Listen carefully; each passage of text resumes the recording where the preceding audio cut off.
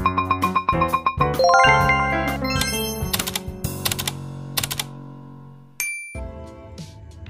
Assalamualaikum warahmatullahi wabarakatuh. Perkenalkan, nama saya Delani Sasya. Hari ini saya akan mempresentasikan dengan judul materi kebijakan akuntansi, perubahan estimasi akuntansi, dan kesalahan. Ada 3 agenda yang akan dipresentasikan pada video kali ini. Yang pertama ada kebijakan akuntansi, yang kedua ada perubahan estimasi akuntansi, dan ketiga adalah kesalahan. Definisi kebijakan akuntansi adalah prinsip, dasar, konvensi, peraturan, dan praktik tertentu yang diterapkan entitas dalam menyusun dan menyajikan laporan keuangan. Akan mempengaruhi pengakuan, pengukuran, dan penyajian atas elemen seperti aset, liabilitas, ekuitas, pendapatan, dan beban pada laporan keuangan.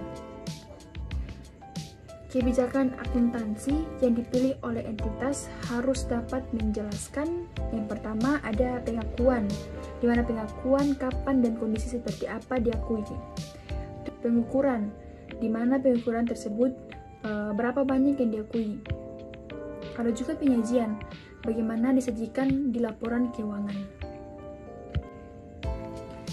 Menetapkan kebijakan akuntansi ada 2. Yang pertama PSAK spesifik, di mana suatu SAK secara spesifik berlaku untuk suatu transaksi. Kebijakan akuntansi yang diterapkan untuk pos tersebut menggunakan PSAK tersebut. Yang kedua, tidak ada PSAK spesifik. Tidak ada PSAK secara spesifik.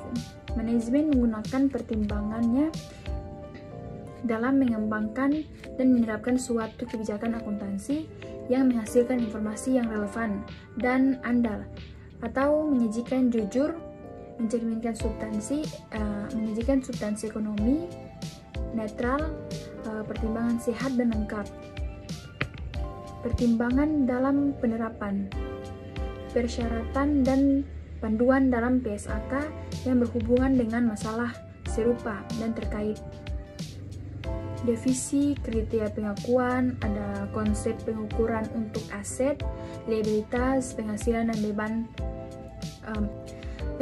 beban dalam kerangka dasar penyusunan dan penyajian laporan keuangan.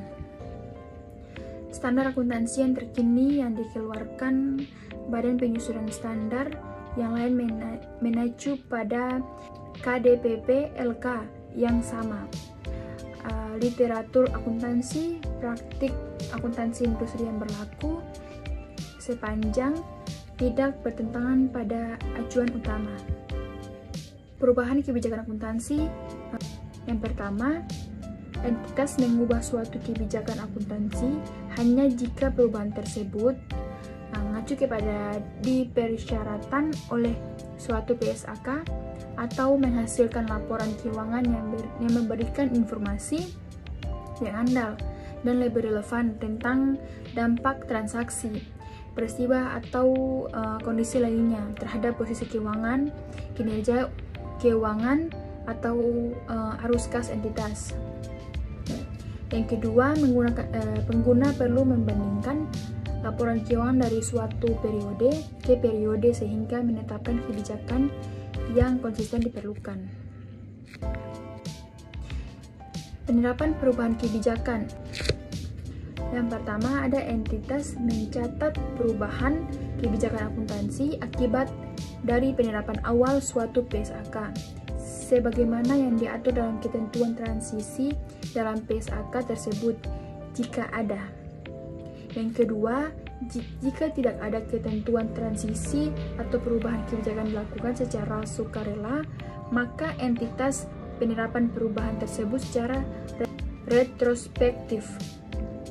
Penerapan retrospektif suatu perubahan kebijakan akuntansi baru adalah koneksi pengakuan, pengukuran, transaksi, peristiwa, dan kondisi lain seolah-olah kebijakan tersebut diterapkan.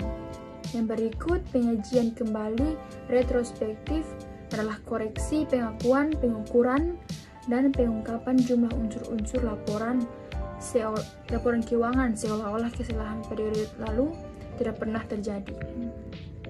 Termasuk bagian kesalahan. Kesalahan dapat timbul dalam pengakuan, pengukuran, penyajian, atau pengungkapan unsur-unsur laporan keuangan.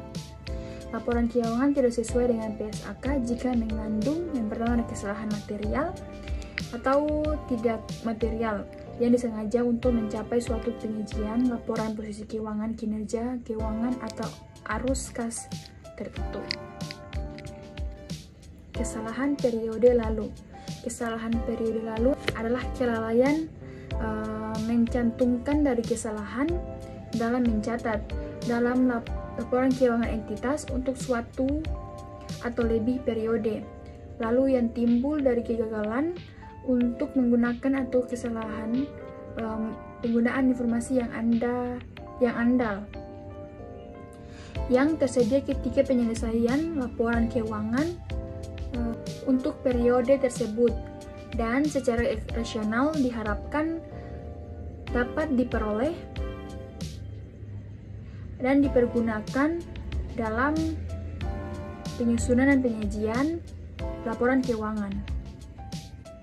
Kesalahan semacam itu termasuk dampak kesalahan perhitungan matematis, kesalahan penerapan kebijakan akuntansi, kekeliruan atau kesalahan interpretasi fakta, kecurangan.